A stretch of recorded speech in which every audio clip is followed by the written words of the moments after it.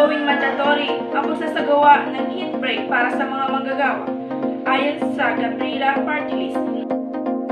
Responsibilidad ng gobyerno at mga employer na tiyakin ang kalusugan ng kanilang mga empleyado, kahit may labor advisory na raw mula sa Department of Labor and Employment. Kulang pa ang mga panuntunan nito para sa mga manggagawang nagtatrabaho sa labas, kabilang ang mga delivery rider at construction worker. Para naman kay Senador Jingo Estrada, dapat na raw bigyan ng dagdag na benepisyo ang mga nagtatrabaho sa gitna ng matinding init.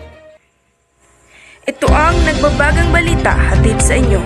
Patuloy na tumutok sa News Patrol.